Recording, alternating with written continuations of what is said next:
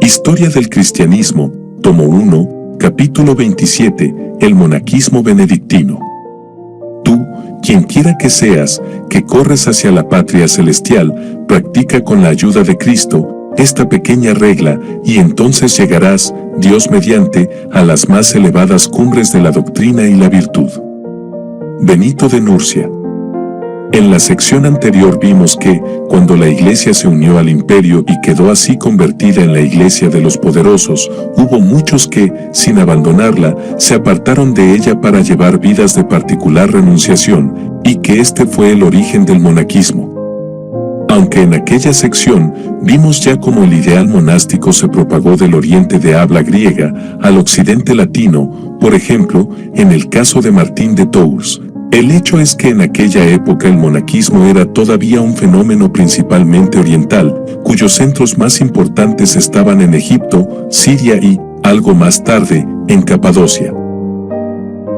Los monjes que había en el occidente no hacían sino imitar lo que habían aprendido u oído de sus congéneres del oriente.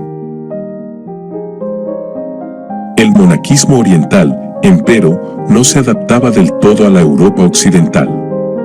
Aún aparte de las diferencias del clima, que impedían que los monjes occidentales llevasen la misma vida que llevaban los del Egipto, había diferencias marcadas en cuanto al modo de ver la vida cristiana y la función del monaquismo en ella. La primera de estas diferencias provenía del espíritu práctico que los romanos habían dejado como su legado a la Iglesia occidental. El cristianismo latino no veía con buenos ojos los excesos a que los anacoretas del Oriente llevaban la vida ascética. El propósito de la vida ascética, como el de toda práctica atlética, no es destruir el cuerpo, sino hacerlo cada vez más capaz de enfrentarse a toda clase de pruebas. Por tanto, el ayuno hasta la emaciación o la falta de sueño por el solo propósito de castigar el cuerpo no eran bien vistos en Occidente. Además, como parte de este espíritu práctico, buena parte del monaquismo occidental tenía el propósito, no solo de lograr la propia salvación, sino también de llevar a cabo la obra de Dios. Muchos de los monjes de Occidente utilizaron la disciplina monástica como un modo de prepararse para la obra misionera. Tales fueron Columba y Agustín, y en el transcurso de esta historia, veremos que hubo miles de monjes que siguieron la pauta trazada por ellos. Otros de entre los monjes occidentales trataron de oponerse a las injusticias y crímenes de su tiempo. Símbolo de ellos es Telémaco, el monje que a principios del siglo V se lanzó a la arena en el circo romano y detuvo un combate de gladiadores. La multitud enfurecida, y supuestamente cristiana, lo mató. Pero a partir de esa fecha, y en respuesta a la acción de Telémaco, los combates de gladiadores fueron prohibidos por el emperador Honorio. Otra diferencia entre el monaquismo griego y el latino es que este último nunca sintió la enorme atracción hacia la vida solitaria que dominó buena parte del monaquismo oriental. Aunque en el occidente hubo algunos ermitaños solitarios, y aunque algunos de los más famosos monjes accidentales practicaron por un tiempo ese género de vida, a la larga el ideal del monaquismo occidental fue la vida en comunidad. Por último, el monaquismo occidental rara vez vivió en la tensión constante con la iglesia jerárquica que caracterizó al monaquismo oriental, sobre todo en sus primeros tiempos. Hasta el día de hoy, en las iglesias orientales el monaquismo sigue su propio curso, prestándole poca atención a la vida de la iglesia en general, excepto cuando algún monje es requerido para ser hecho obispo.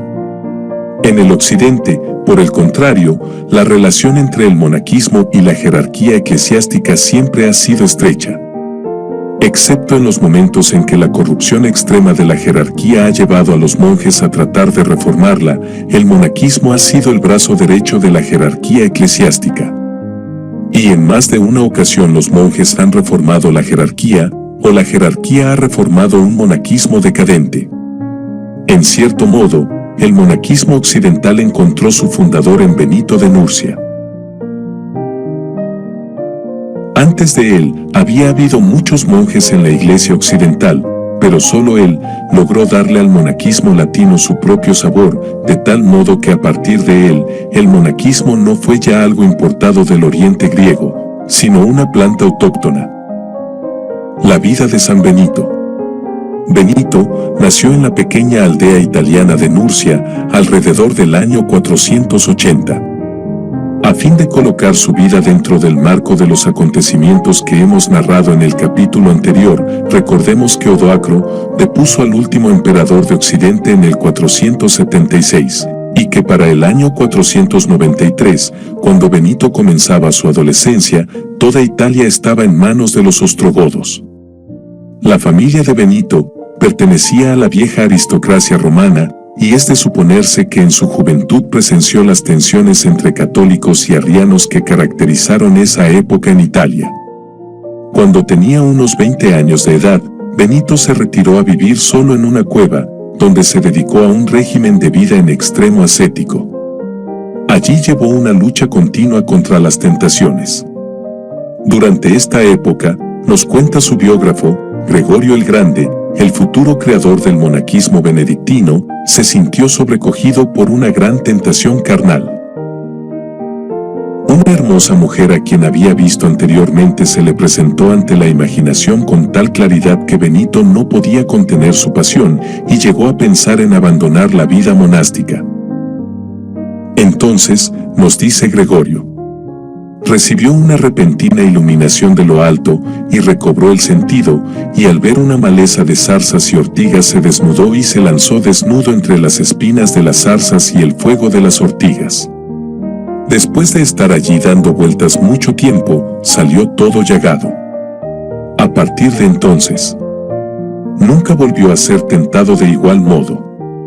Empero, tales excesos no eran característicos del joven monje, para quien la vida monástica no consistía en destruir el cuerpo, sino en hacerlo apto instrumento para el servicio de Dios. Pronto la fama de Benito fue tal que un grupo numeroso de monjes se reunió alrededor suyo. Benito los organizó en grupos de 12 monjes cada uno. Este fue su primer intento de organizar la vida monástica, aunque tuvo que ser interrumpido cuando algunas mujeres disolutas invadieron la región.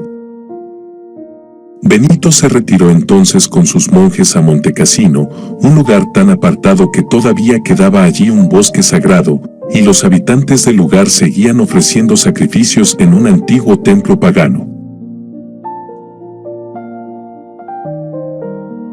Lo primero que Benito hizo fue poner fin a todo esto, talando el bosque y derribando el altar y el ídolo del templo.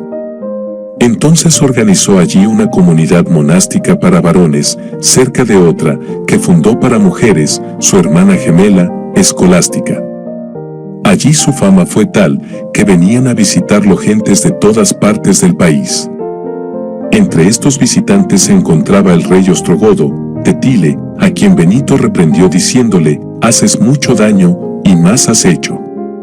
Ha llegado el momento de detener tu iniquidad. Reinarás por 9 años, y al 10º morirás.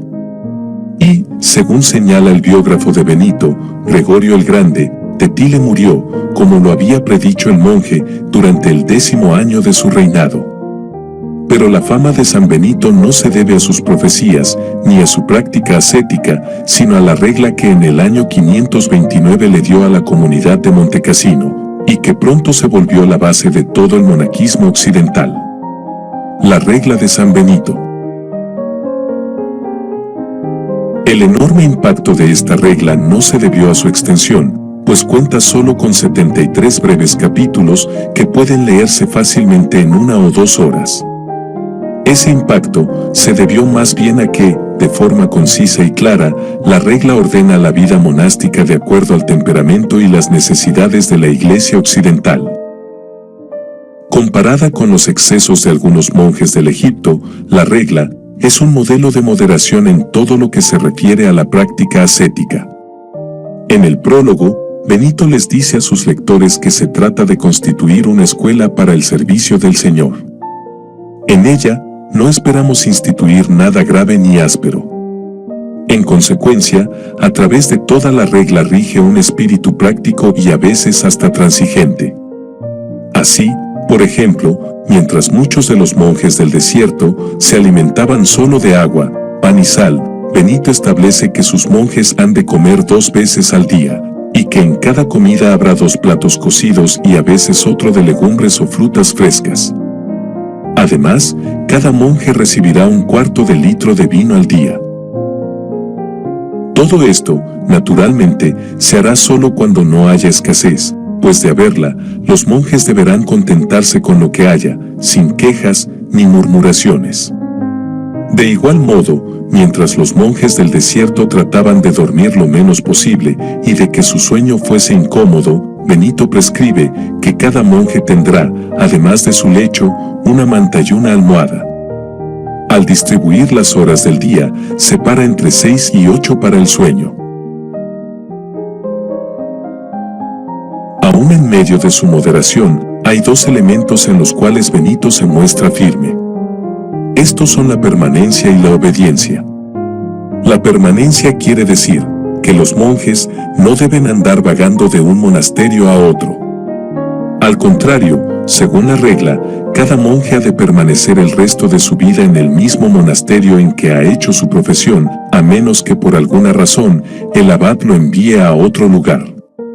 Esto, que puede parecer una tiranía, lo ordenó Benito para poner remedio a una situación en la que había quienes se dedicaban a ir de monasterio en monasterio, disfrutando de su hospitalidad por algún tiempo hasta que comenzaba a exigírseles que llevasen junto a los demás monjes las cargas del lugar, o hasta que empezaban a tener conflictos con el abad o con otros monjes. Entonces, en lugar de aceptar su responsabilidad o de resolver esos conflictos, se iban a otro monasterio, donde pronto surgían los mismos problemas. La permanencia fue una de las características de la regla que más hicieron sentir su impacto, pues le dio estabilidad a la vida monástica. La obediencia es otro de los pilares de la regla de San Benito. Al abad, todos le deben obediencia sin demora. Esto quiere decir, no solo que se le ha de obedecer, sino también que se ha de hacer todo lo posible, porque esa obediencia sea de buen grado. Las quejas y murmuraciones están absolutamente prohibidas. Si en algún caso el abad u otro superior le ordena a un monje algo al parecer imposible, éste le expondrá con todo respeto las razones por las que no puede cumplir con lo ordenado. Pero si aún después de tal explicación el abad insiste, el monje tratará de hacer de buena gana lo que se le manda. El abad, empero, no ha de ser un tirano, pues el mismo título de abad quiere decir padre. Como padre o pastor de las almas que se le han encomendado, el abad tendrá que rendir cuentas de ellas en el juicio final.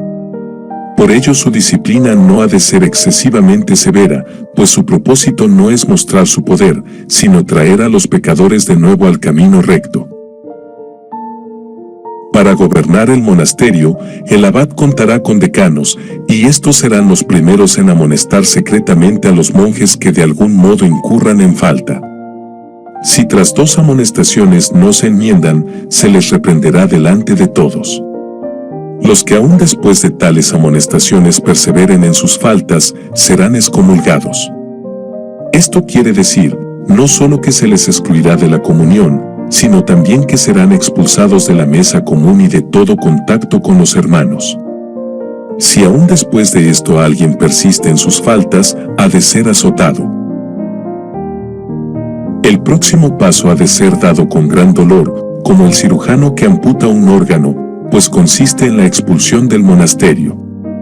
Pero aún esa expulsión no le cierra todas las puertas al monje recalcitrante, pues todavía, si se arrepiente, puede ser recibido de nuevo en el monasterio. Y si vuelve a caer y hay que expulsarlo de nuevo, y se arrepiente, se le recibirá otra vez, hasta 3 veces. Después de esto, ya no tendrá más oportunidad, y el monasterio le será vedado. Como vemos, la regla de San Benito no fue escrita para santos venerables como los héroes del desierto, sino para seres humanos y falibles. Quizá en esto esté el secreto de su éxito.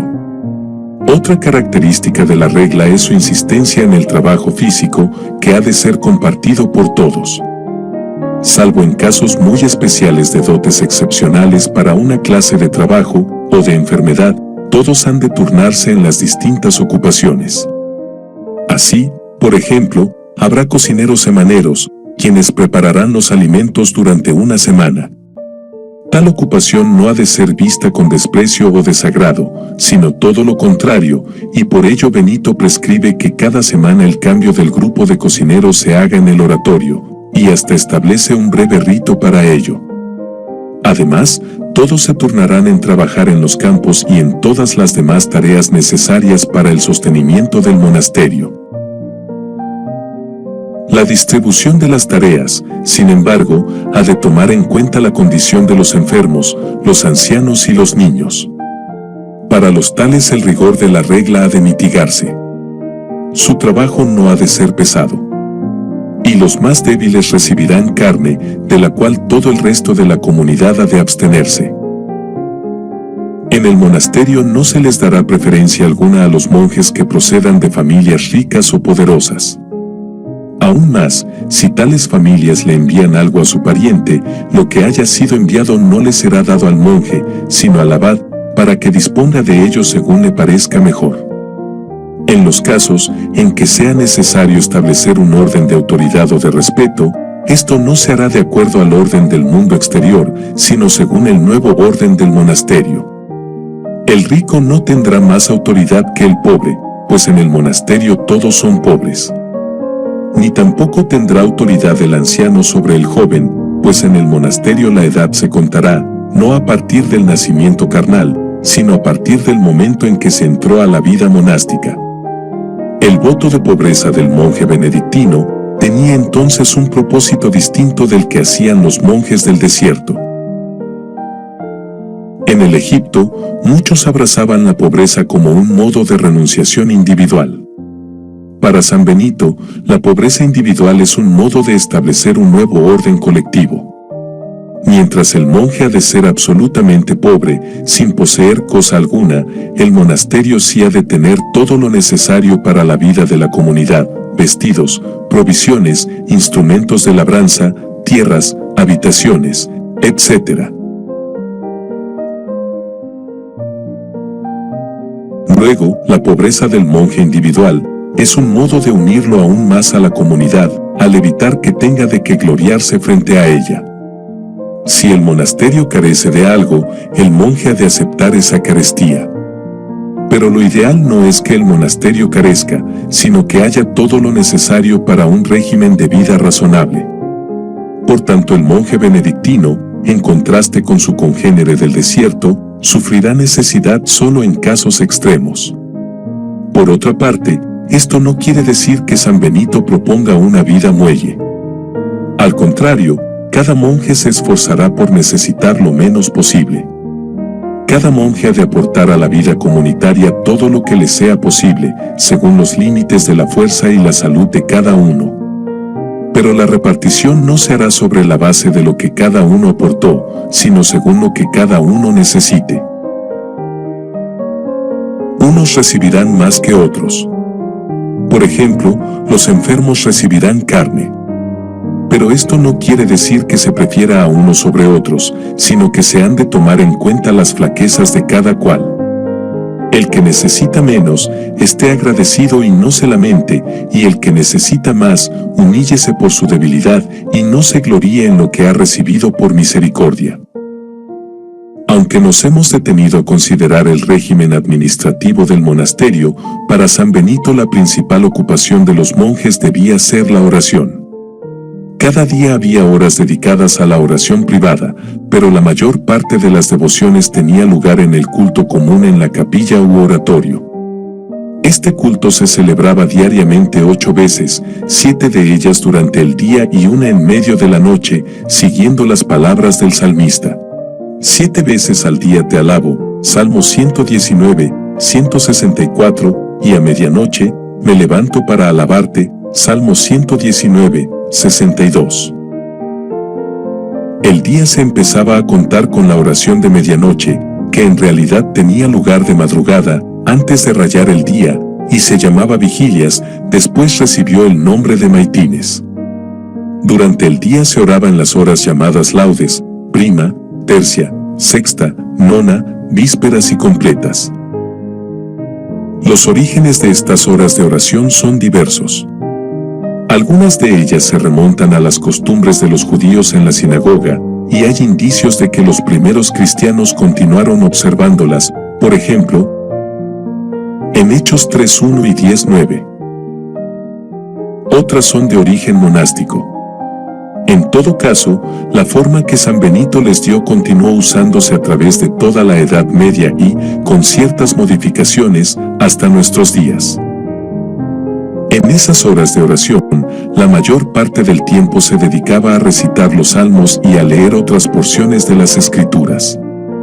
Según la regla de San Benito, los salmos debían recitarse todos, cada semana. Las otras lecturas de la Biblia dependían de la hora de oración, el día de la semana y la época del año. El resultado de todo esto era que casi todos los monjes se sabían de memoria todos los salmos, así como muchas otras porciones de la Biblia. Por tanto, no es correcto decir que durante la Edad Media no se leía la Biblia. Al contrario, debido al impacto del monaquismo benedictino, la mayoría de los monjes y muchos laicos devotos de la Edad Media podían recitar la Biblia de memoria por horas y horas. El propio Lutero muestra en sus obras un conocimiento de los salmos que sería sorprendente de no haber sido antes monje y por tanto haber recitado todos los salmos cada semana por años y años. El desarrollo del monaquismo benedictino. Aunque la regla de San Benito dice poco acerca del estudio, pronto el monaquismo benedictino se distinguió en ese sentido. Ya antes de San Benito, Casiodoro, el exministro del rey godo, Teodorico, había combinado en su retiro la vida monástica con el estudio. Pronto el régimen benedictino se unió al ejemplo de Casiodoro, y los monasterios benedictinos se volvieron centros de estudio donde se copiaban y conservaban manuscritos. En cierto sentido, aunque no explícitamente, la regla apoyaba esa práctica, pues a fin de poder recitar los salmos y leer las escrituras en las horas de oración era necesario que los monjes supieran leer, y que el monasterio tuviese manuscritos. Luego, según el resto de la Europa occidental, fue olvidándose de las letras de la antigüedad, los monasterios fueron volviéndose centros en los que esas letras se conservaban y estudiaban. El scriptorium en que los monjes copiaban manuscritos vino a ser uno de los principales vínculos de la edad moderna con la antigüedad, sobre todo la antigüedad cristiana. Además, ya hemos visto que en varios lugares de la regla se mencionan niños. Esto se debía a que había padres que por diversas razones dedicaban sus hijos a la vida monástica.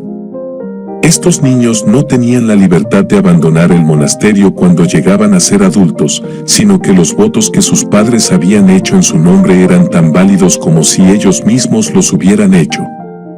Naturalmente, en algunos casos esto acarreó graves problemas, pues daba lugar a que hubiese monjes que no querían serlo. En siglos posteriores, esta práctica llegó a corromperse hasta tal punto que muchos nobles y reyes utilizaban los monasterios para colocar en ellos a sus hijos ilegítimos, o a veces a algún hijo menor que podría complicar la herencia. Por otra parte, esto también hizo que los monasterios se volvieran escuelas en las que estos niños dedicados a la vida monástica aprendían sus primeras letras. Pronto las escuelas monásticas fueron prácticamente las únicas que hubo en Europa occidental, y los monjes se volvieron los maestros de todo un continente. Si el impacto cultural del monaquismo benedictino es notable, no lo es menos su impacto económico. Los monjes benedictinos le devolvieron al trabajo la dignidad que había perdido entre las clases supuestamente más refinadas. Mientras los ricos pensaban que el trabajo físico debía quedar reservado para las clases bajas, que supuestamente eran ignorantes e incapaces de elevarse al nivel de los ricos, los monjes, muchos de ellos provenientes de familias ricas, le mostraron al mundo la posibilidad de combinar la más rigurosa vida religiosa e intelectual con el trabajo físico. En siglos posteriores, principalmente a partir del siglo XVIII, los historiadores, filósofos y teólogos han tendido a despreciar el pensamiento que se produjo en aquellos antiguos monasterios benedictinos. Se dice que se trata de un pensamiento crudo, sin vuelos especulativos y carente de originalidad. Todo esto es cierto. Pero también es cierto que se trata de un pensamiento con profundas raíces en la realidad humana, en el sudor y la tierra, que no pueden lograr los historiadores, teólogos y filósofos que no cultivan la tierra ni preparan sus propios alimentos. Además, los monjes benedictinos, en su dedicación a la agricultura, sembraron campos que habían quedado abandonados, talaron bosques, y de mil maneras le dieron cierta medida de estabilidad a un continente continuamente sacudido por guerras y rumores de guerras. Cuando, a consecuencia de esas guerras y de las migraciones en masa que las acompañaron, muchas gentes sufrieron hambre, fueron frecuentemente los monjes quienes pudieron alimentarles con los recursos de su propio trabajo. Por otra parte, el monaquismo benedictino vino a ser el brazo derecho en la obra misionera de la Iglesia medieval. Agustín, el misionero que logró la conversión del rey Ethelberto de Kent y que llegó a ser el primer arzobispo de Canterbury, era monje benedictino. Y también lo eran los 39 monjes que lo acompañaron y los muchos que lo siguieron. Quizá el mejor ejemplo de la relación entre la expansión misionera y el monaquismo benedictino sea Bonifacio. Este era natural de Inglaterra, donde nació alrededor del año 680. A los 7 años, al parecer por su propia voluntad y con la anuencia de sus padres, ingresó en un monasterio. Puesto que en toda Inglaterra se había hecho sentir el impacto de Agustín y sus sucesores, el monasterio a que Bonifacio ingresó era benedictino. Allí pasó sus primeros años, hasta que fue transferido a otro monasterio mayor para continuar sus estudios. En este nuevo monasterio pronto descolló por su devoción y su inteligencia, y fue hecho director de la escuela y ordenado sacerdote. Empero Bonifacio se sentía llamado a la obra misionera, y en el año 716 partió hacia los Países Bajos, tierras habitadas por el pueblo bárbaro y pagano de los frisones. Cuando las circunstancias políticas le impidieron continuar la obra, regresó a Inglaterra por un breve periodo y de allí fue a Roma, donde el Papa Gregorio II lo comisionó para que fuese en su nombre a emprender de nuevo su misión. Esto lo hizo Bonifacio con el apoyo, no solo de Gregorio, sino también de los gobernantes francos, que estaban interesados en la labor misionera como un medio de pacificar sus fronteras. Debido a sus relaciones con los gobernantes francos, a la larga Bonifacio dedicó la mayor parte de sus esfuerzos, no a las misiones entre los frisones, sino a reformar y organizar la iglesia en los territorios francos. En el año 743 fijó su residencia en Maguncia, que pertenecía a los francos, y desde allí se dedicó a fundar monasterios en toda la región, que a su vez fuesen centros para la reforma de la iglesia. Puesto que Bonifacio era benedictino, en todos los monasterios fundados por él se observaba la regla de San Benito. Además fue él quien, como representante del Papa, ungió a Pipino como rey de los francos. Por fin, tras pasar largos años en la relativa seguridad de los territorios francos, Bonifacio decidió emprender una vez más la evangelización de los frisones. En esa empresa lo acompañaron algunos monjes, pues parte de su propósito era fundar un monasterio benedictino en los Países Bajos. Pero cuando iban de camino, fueron atacados y muertos por una banda de ladrones. Las vidas de Bonifacio y de Agustín de Canterbury sirven para darnos una idea del modo en que la regla benedictina se extendió primero a las Islas Británicas y después al reino de los francos y sus alrededores. Si pudiéramos continuar aquí esa historia, veríamos cómo después penetró en España y otros territorios. En otros capítulos veremos cómo fue necesario reformar el movimiento repetidamente. Pero lo que aquí nos interesa es sencillamente mostrar cómo el monaquismo benedictino se extendió y su contribución al nuevo orden que nacía. Esa expansión del monaquismo benedictino se relacionó estrechamente con su alianza con el creciente poder papal. Según veremos en el próximo capítulo, el papado fue el otro elemento de estabilidad en medio del desorden que siguió a las invasiones de los bárbaros. Y para llevar a cabo su tarea, el papado contó ante todo con el monaquismo benedictino. Esa alianza nació en medio de circunstancias al parecer tristes para los benedictinos. En el año 589, Montecassino, el monasterio fundado por San Benito, fue atacado y quemado por los lombardos. Los monjes se vieron obligados a huir a Roma. Allí hicieron fuerte impacto sobre Gregorio, quien al año siguiente sería elegido papa. Tan pronto como Gregorio ocupó esa posición, comenzó a hacer todo lo posible por fomentar el uso de la regla de San Benito. Primero, varios de los monasterios de Roma se acogieron a ella. Y después, a través de la obra de Agustín y de otros como él, el monaquismo benedictino fue exportado a otras regiones de Europa. La obra de Bonifacio es entonces continuación de la de Gregorio y Agustín. En una época de desorden e incertidumbre, era necesario que surgiesen elementos de unidad que guiasen a Europa hacia el nuevo orden que habría de surgir. Esos elementos fueron el monaquismo benedictino y el papado. Puesto que en este capítulo hemos discutido los orígenes de ese monaquismo, hemos de dedicar el próximo a discutir el desarrollo del poder papal. Historia del cristianismo 1994. Capítulo 27, tomo 1, parte 3, la era de las tinieblas. Justo L. González.